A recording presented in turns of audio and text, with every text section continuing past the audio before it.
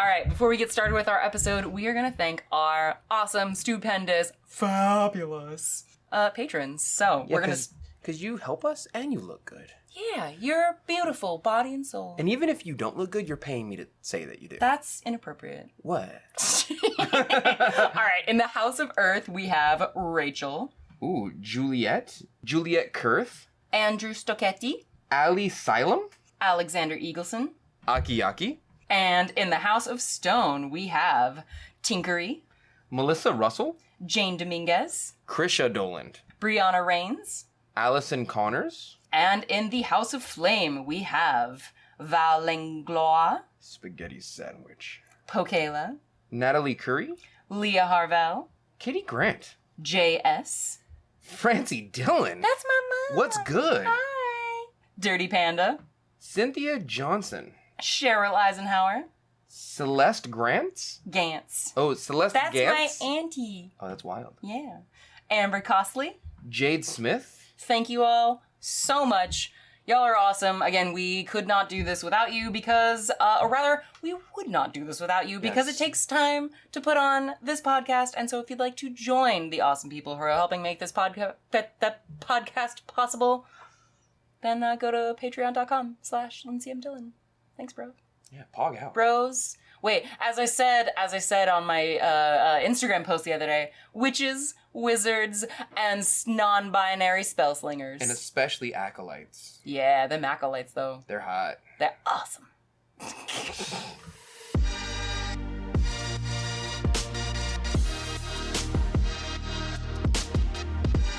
This is The Mud Peddlers, a podcast where two nerdy ceramic artists share the behind the scenes of their worlds of clay.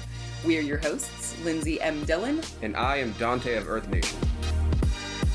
This week on The Mud Peddlers, we are catching up with Donte about his classes and kind of going over how his teaching style has evolved. Yeah, I had to do an entire... So the way I teach my classes is essentially from the bottom up, but I always give a couple PowerPoints because I have like a projector and a projector screen. And then I always give them a presentation of like, here's information that you probably need to know that you're going to run into or that you're dealing with right now.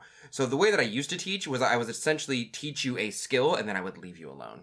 And I feel like a lot of teachers do that now where they teach you how to center, they teach you how to make a cylinder, if they can, and then they're like, all right, now make stuff. Yeah. Right? They're like, go, get out of here. Yeah. Right? Like, leave me alone. But I'm part of the intermediate class. So what I still do but used to do instead of doing what I do now is I used to teach them that and then teach them a skill. So I'd be like, this is carving. Here is the best way to carve. Here are the stages. Here's how clay dries. Let's talk about the stages in which clay dries. And let's talk about the stages in which it is best to do certain things. Like, you're not attaching a handle in bone dry. But you need to know what bone dry is first before I tell you not to do that. So we talk about that, right? Okay. What I do now is I do a simple, very blunt, brute way of explaining things to them. The first or second class, because sometimes the first class is me going, you're in an intermediate class, respectfully, how many of you are intermediate, and how many of you just took pottery in high school when you came back after 10 years? You know, like, I'm trying to be nice about it, but... Okay, so you basically found out that, like... Half of them, at least. Okay. Are like, I am a beginner, but I took intermediate because I took a month of beginning classes. Yes, like back in the day. Okay. And then I'm like, well, let's see where you are at in comparison to the classes you used to take. And some of them are like, I can center, and I'm like, cool, throw a cylinder, and then it's kind of wonky, and I'm like, okay, so you're at like the precipice of you're still a baby potter. You're at like the precipice of beginner. Like a beginner knows how to center and pull a cylinder, and then some of the base shapes most likely, some of them, right? I don't expect you to know how to throw a lidded piece. I don't expect you to know the different types of lidded pieces. Yeah. A drop-in lid, a gallery lid. I don't expect you to know what a gallery is. I teach them that in the class. But if you don't know those things, you're most likely still a beginner. The chances are you're a beginner, right? And because of that, I have to teach the classes from a bottom-up level now, where I go, okay, the wheel is the first thing I say is the wheel is just a tool for making things round. Yeah. That is all it is. That is what a wheel is. It's electric now. It used to not be electric. We used to have to kick it. Yeah. Now, if you add a skill on top of making things round, you can make a thing. For example, if you want to make a cylinder or a teacup, is just a cylinder that you've trimmed. You need to learn how to pull. Pulling is just a skill. So making a thing round and then giving it height with pulling makes a cylinder, and that is a set of skills that gives you the ability to make a thing. Mm-hmm. After that, I give you the ability, by teaching you, mm-hmm. to pull a handle and attach clay. Mm-hmm. That's another skill. Yeah. 2 skills on top of making some round is a cup. That's what that is. Yeah. Because a cylinder with a handle on it is a cup. And this is the way I've started teaching now. We look at really complicated things too. Like a double hump gourd. I'm like, this is just a cylinder that I've popped out and then choked in and then popped out and then choked in. Yeah. And then trimmed. But that's like 4 different skills. Okay. And every class I want to teach you at least 1 skill. Okay, I think that makes sense. Because it seems like, because I think when you've talked about how you structure your teaching in your YouTube videos, it's that scaffolding thing. It's that idea that like, yes. A lid is just a upside down bowl that you trim, you know. Yeah. So it's like, so you've talked before about like scaffolding. Yes. So the main difference between how you teach that scaffolding mm-hmm. now is just recognizing that the level of skill that your students have is different. Well, no, it's not just that. It's that instead of the scaffolding is essentially every scaffold is 1 skill. And then I point up to a 6th level scaffold and I go, that's a teapot. And every class, I'm going to teach you at least 1 level of scaffolding. And then in between the scaffolding, we need to talk about the problems that you're going to come up with. So instead of just scaffolding and then going figure it out, now I go, here's the problems you're going to deal with. Okay, so before you were more like teaching them the skill and then within the class itself, dedicating more time for them to like futz with it and like see if it works. Yes. Okay, and so more like proportionally more of the class now is like more of the PowerPoints, more of like the going through. Okay, that's interesting. There's one where we talk about cultural significances and the difference in between, because clay is across the world, right? Yeah. But we start talking about the differences in between how being raised in a geographical area, and I say geographical area specifically because I don't want to be like the Chinese. Oh, you know what I mean? But like if I'm talking about ramen bowls, which are obviously very like Chinese or Japanese, mm-hmm. right? If we talk about, okay, we know how to make a bowl. Mm-hmm. We have figured out how to make a cylinder. That's a skill. We learned how to pop clay out. That's a bowl. We need to learn what a bowl is through the cultural lens of different geographical areas and people over time, mm-hmm. right? So when we talk about something like a matcha bowl, we talk about a matcha bowl because they clearly have the availability of green tea in that area. Mm-hmm. They could then condense it and purify it, make it into matcha, which is just really strong green tea. And then they started making... It's the actual ground up tea leaves themselves. Because other teas, you're steeping the tea leaves. You're not actually consuming the tea leaves. Right. This is like matcha is like you're actually eating the leaf, essentially. Yes. And so they started making an item that they could then whisk the matcha into a bowl to drink mm-hmm. the tea out of. And that is essentially, a very razored down version of what a tea bowl is. And then I teach them a little bit of history about the tea bowl, and I show them like, hey, this little spot in the middle, it needs to be flat for these reasons. It needs to have these sides. It needs to have a V-tapered bottom usually, so it fits in the hands when you cup it because it's a V shape. Mm-hmm. And then at the end of all that, they're like, wow, that seems hard to make. And then I go, no, it is a bowl. It is just a bowl. I want you to keep in mind it is a bowl. And then we talk about I think it's called a quake or a quaich, which is a Scottish bowl in which has 2 little sides at it. It's a drinking bowl, essentially. Oh, okay. I feel like I'm saying it wrong because I'm not Scottish. Ooh, yeah, I mean, I wouldn't know how to pronounce it again. But I put a picture of it, and it has these fine detailed carvings in it, and we have all this, and it clearly has a very deep cultural significance. And they're all like, wow, that seems hard to make. And I go, no, it's not hard to make. It is a bowl with carvings in it and 2 little handles on the side. That is what it is. And then I really try and whittle down or razor down the factors of like, I've taught you a skill. Here are the additive scaffolding skills that you need to get to this point.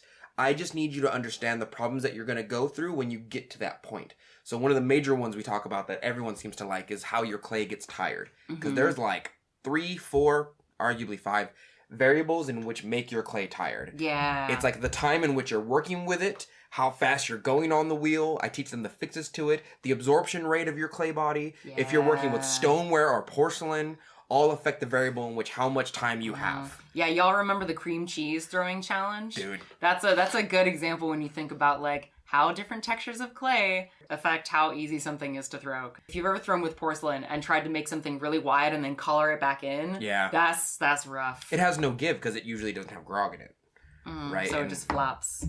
I said grog, and they're like, "What's grog?" And I was like, "No, I gotta do a class on that." You know, and so I'm teaching them all the little itty bitty things now. Yeah, so on top of the scaffolding, I'm also teaching them how to stabilize the scaffolds, as it were. Where like you're going to run into this problem.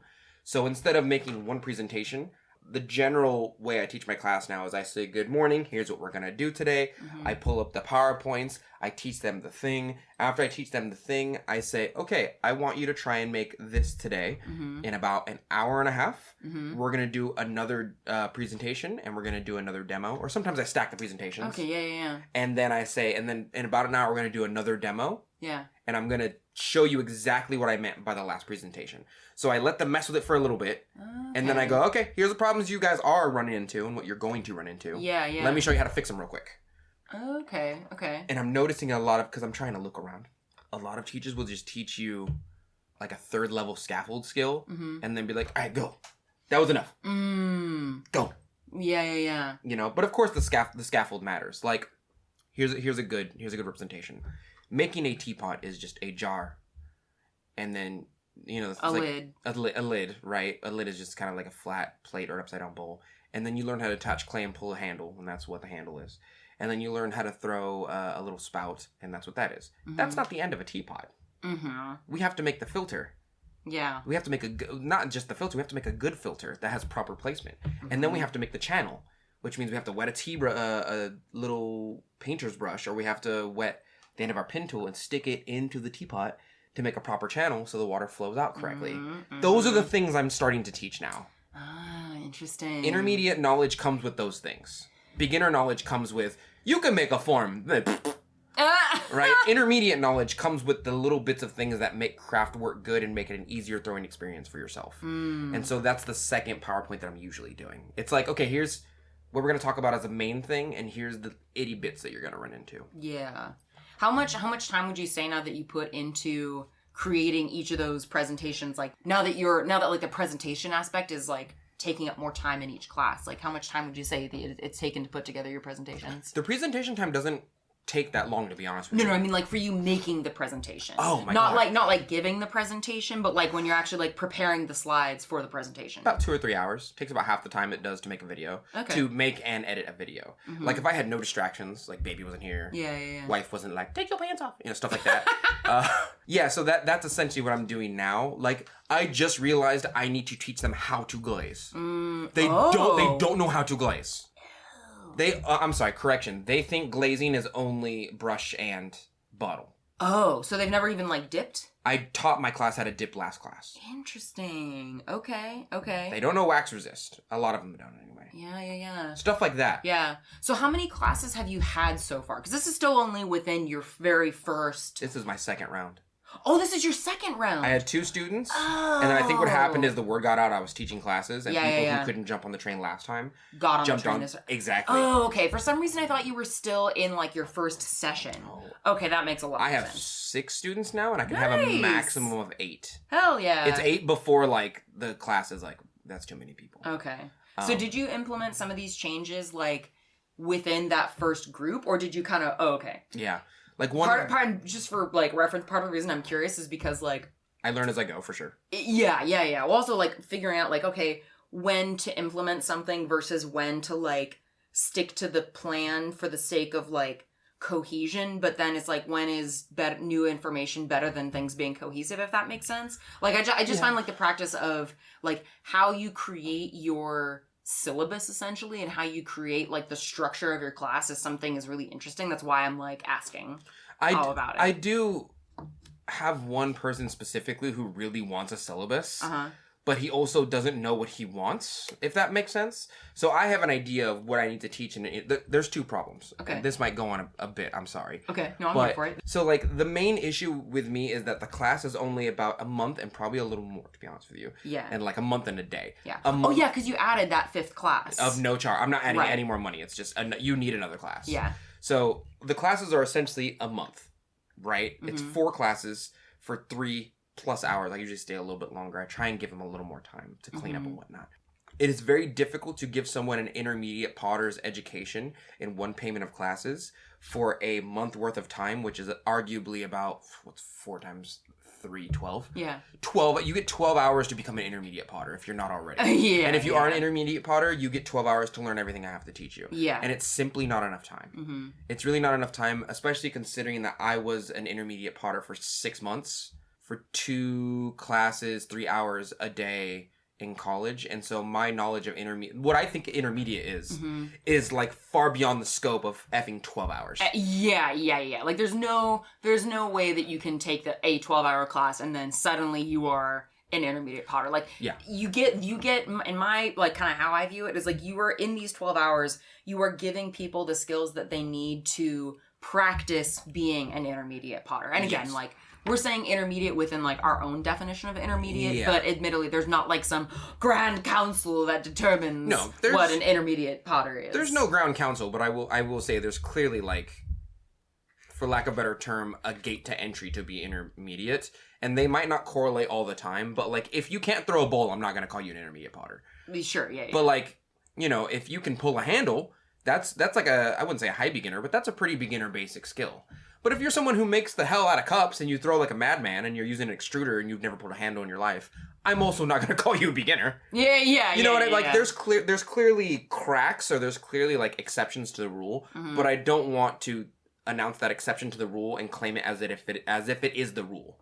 Like, the exceptions to the rule are not the rules. Right. You know? Right. When I talk about intermediate stuff, I'm talking about the generalization of, like, I get to the intermediate stuff and I go, okay, we're going to make a bowl today. And then 3 of them are like, I can't make a bowl. And I'm like, shit. Yeah. Okay, so we got to backtrack a little bit. Right. You know what I mean? Right. So we got to do a presentation and a demo on bowls, which then takes like an hour to, you know what I mean? So it's stuff like that.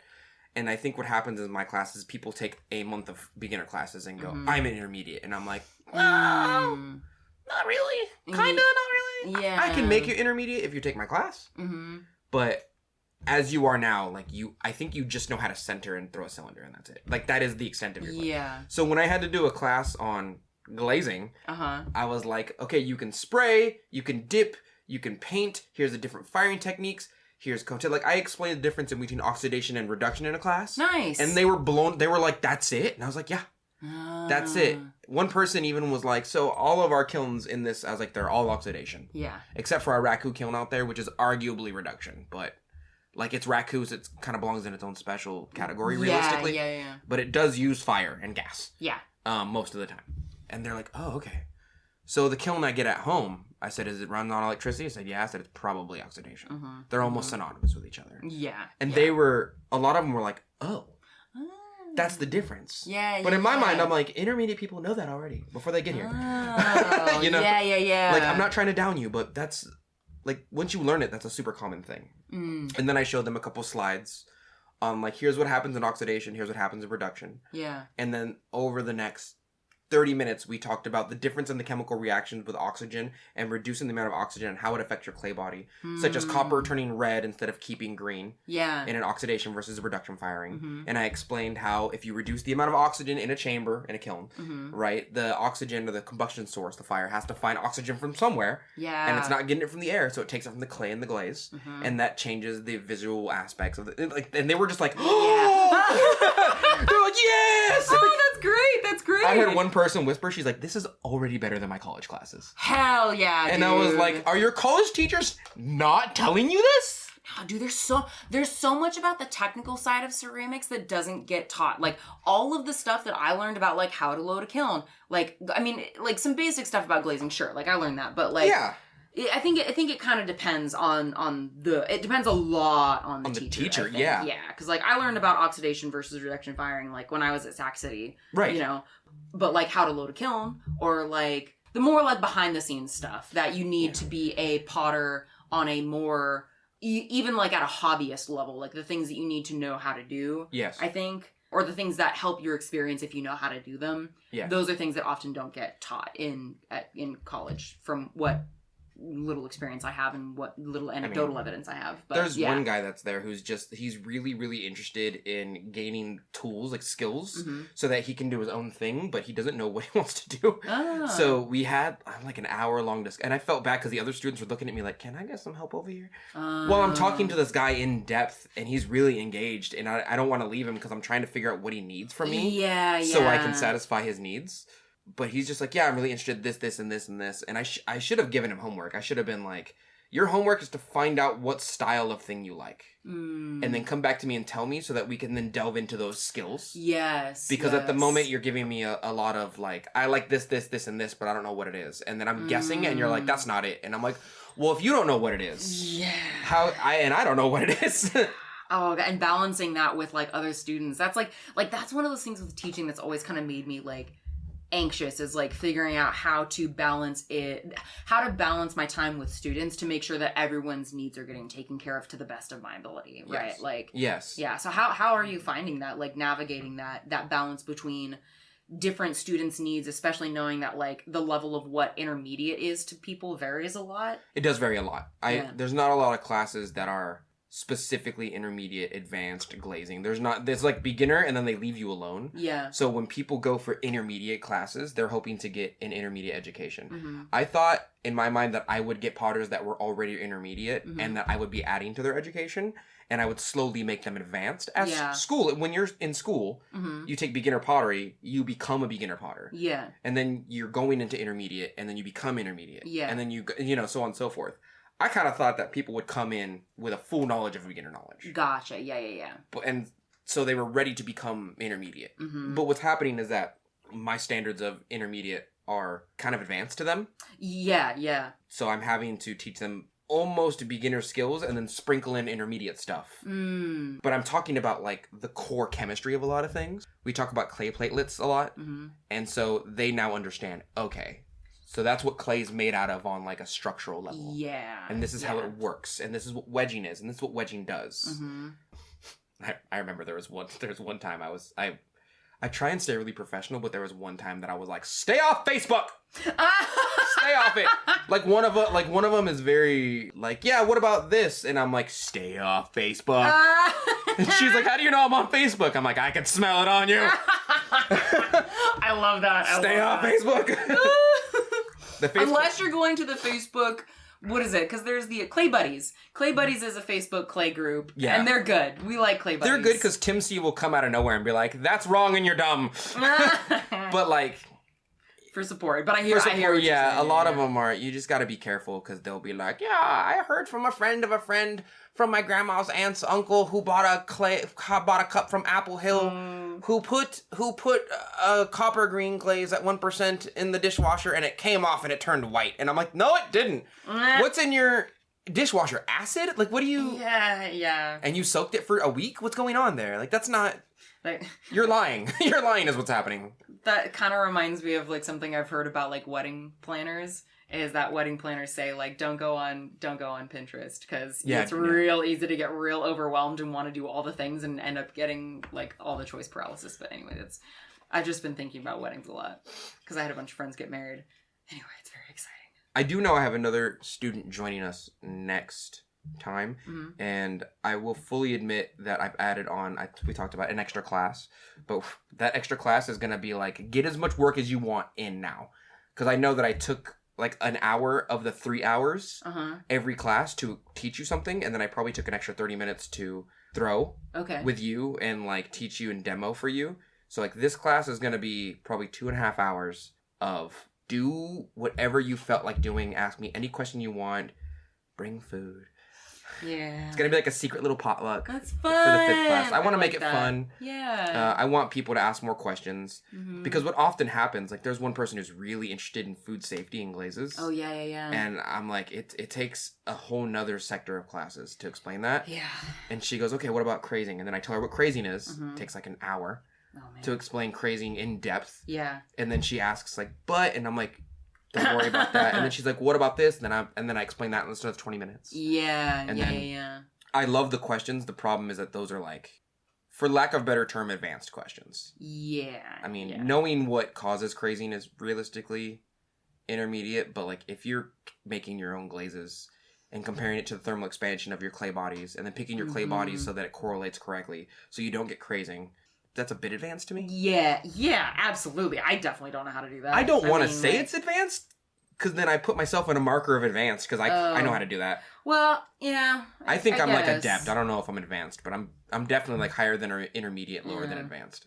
Well, I guess what I could say is that like if someone has never even made a glaze yet, it kind of makes sense to be like, all right, don't worry about the thermal expansion quite yet, because just get used to making. It's kind of like you're not gonna make souffle before you make chocolate chip cookies. Yeah, I guess. Yeah, I guess it's true. Yeah. No, that's fair because chocolate chip cookies are fairly easy to mess up and make. Yeah, but like a souffle is. I made one 2 weeks ago, and I was like, "This is super easy to mess up. You could mess this up real bad. If I yelled at this real loud, it would collapse." That's the joke with souffle. Yeah. But of course, but if you are interested in making that souffle, then we can do the research and have fun and go for it. But it'll just probably be easier if you make the chocolate chip cookies first. Well, they have a lot of intermediate questions, and I answer them because I have the answers to them. I think the issue is that like my brain goes, you should probably learn how to throw a straight cylinder before you worry about the thermal expansion. Yeah. Do you have any do students get access to your slides as part of the class, or do you have is there anything that you can give them to like help with them remembering that stuff so that they're not y'all take notes. You could take notes. Okay, that's fair. I've seen 2 or 3 people in the class take notes because I say something that they're like, oh, this is important. Like I call it like, I don't call it that, I guess I'll call it that now. It's core knowledge. Yeah. Where it's like no matter what you're doing, this applies to all of your work. Gotcha. Yeah. So when we talk about how clay gets tired, they're like taking notes. 2 or 3 of them are like taking notes. Okay. Which I actually really appreciate. Yeah. Yeah, because I'm like, thank you, because I did a lot of hard work to do these. Yeah. But I have started thinking about, no one sell my idea. I will find you. Tell me. I have started thinking about putting my slides that I make for my classes into like an online class. That's a great idea. And then they can just buy those. And then like making a presentation maybe. Just doing what I do in class and just selling them. No, honestly, like that is what a lot of artists do. Like, I mean, shoot, like I took a Hammerly's class on like intro to slip casting, and it's just, I mean, well, for that was like an actual like video thing. Yes. But like, like you could. I just buy a green screen, stand in front of it, put the slide behind me, and then point at things as I think that's a great, because you really do so much for free that I think it's okay to make some content that is that people pay for. Yeah, I mean, I just have to find a way that's not YouTube giving me pennies on the dollar, essentially. Right. YouTube is very like, oh, 1,000 people watched your video, here's 10 cents. Yeah. My patrons really keep things going. Like if I buy a shelf for like $200, it's patrons that are keeping that good. My projector screen. I remember one time my car broke down. It cost like $1 to fix. Patrons paid for that. Yeah. And it was good. Yeah. No, that's huge. Without them, I would not be here. I feel like they should get more content and more stuff, but also at the same time, like, they have a skew of forbidden videos that nobody else can see. They also get pottery every month. Yeah. And, like, I give them blogs, and I give them extra info and extra pictures. And yeah, no, you do a lot for your patrons. I don't post as much as I should, I'll say that, but at least once or twice a week they get something that's like, That's a lot. That's a lot more than a lot of people do for Patreon. Yeah, I do see a lot of other people's Patreons, and they're just, like, abandoned for months and months and months at a time. But people forget, Yeah. I feel like I've talked a lot. I'm sorry. No, this is good because it's interesting to hear about like how you're adapting to what you're experiencing teaching in person, because again, you've done online teaching through YouTube for so long. Essentially, yeah. Yeah, that like doing it in person and like dealing with some of those elements, like you are getting active feedback from your students about what they need, and that's kind of different than posting a video and then sure, like you get comments and stuff, but it's a different experience. So it's interesting to hear about how you're like what information you're getting back from your students and then how you're adapting to those changing dynamics. It's interesting to hear about. Hopefully y'all like hearing it too. It's interesting to see their needs in front of me. It's very interesting to get like out of left field questions because I get weirdly proud of them. Aww. If that makes sense. Yeah. They improve almost every time. It's wild to me that like in a month and a half of classes, 2 of them are making like 6-inch cylinders in one pull. Hell yeah. And like they could make a straight cylinder to save their lives the first time I met them. Oh my god. There's one person specifically that was making these like regular sized bowls out of like 4 pounds of clay. Uh-huh. And at one point I was like, just give me half of that. Yeah. But make the same size of bowl. And she did. Yeah. And she's like, oh, I've been using double the amount of clay. I'm like, yeah. So your 25-pound bag is now 12 pounds to you. Yep. And then we talked about recycling clay. Oh, nice. So that if you buy a 25-pound bag of clay, you are getting 25 pounds worth. If you are not recycling your clay on some level, whether you do it by rehydrating it and then re-wedging it or just re-wedging the wet stuff, you're essentially not getting 25 pounds of clay every time you buy a bag. Yeah. You're getting like 15 or 20. You're wasting poundage. Yeah. Right? Never waste poundage. Nobody wants to ever waste poundage. Nah. You take all of it that you can deal with. You paid for it, you sit and spin. What? Oh on my the god. On the wheel. On the wheel. Yeah. Yeah.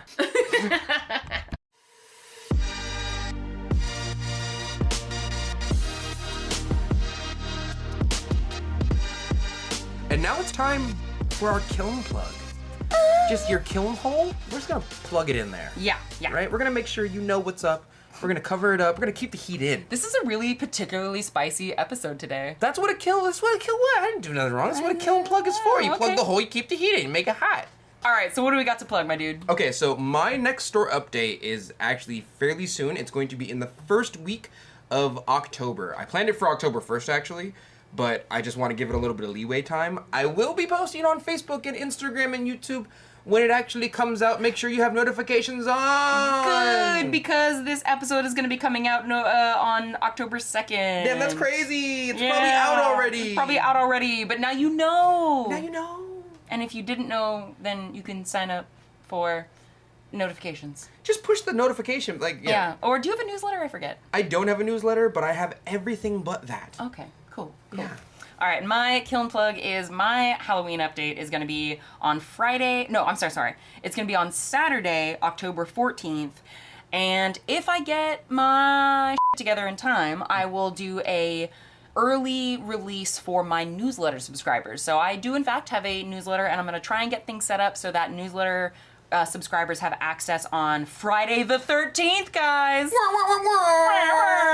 We don't have actual sound effects. We gotta make them ourselves. Yeah, we do. I mean, I could find some sound effects. Yeah, we could, but like, it's just better if we make them ourselves. We crafted our sound effects. Yeah. We're pretty cool like because that. we're crafters. Yeah. Anyway. Also, do keep in mind that Lindsay and I have a table not together, but in the same building at SAC Anime Winter, which is January 5th, 6th, and 7th. Damn, son, where'd you find this? Also, last part, I do have a discount code with Clayscapes. If you're buying Clayscapes glazes, I'm not being paid to say this, I just want you to save some money. Use the code EARTH10 when you buy their glazes at checkout. Save yourself money. Lindsay bought some glazes, forgot to put the code in. She's regretful. I am regretful. I am filled with regret. Yo, you could be filled with glaze if you use the discount code, though. We're very sexual. We should go back to having explicit episodes.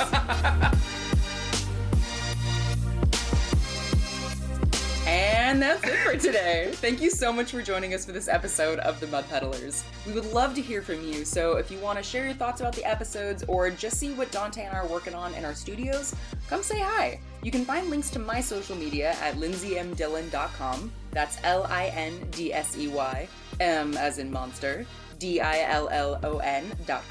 And you can visit my pottery shop or see what I'm working on at earthnationceramics.com. And you can find me all over social media at Earth Nation Ceramics. It's spelled exactly how you think it's spelled. And if you want to support the show, hear some bonus episodes, and see some behind the scenes of my work, you can support me and the show at patreon.com/Lindsey M Dillon. Thank you so much for listening, and we will see you next time.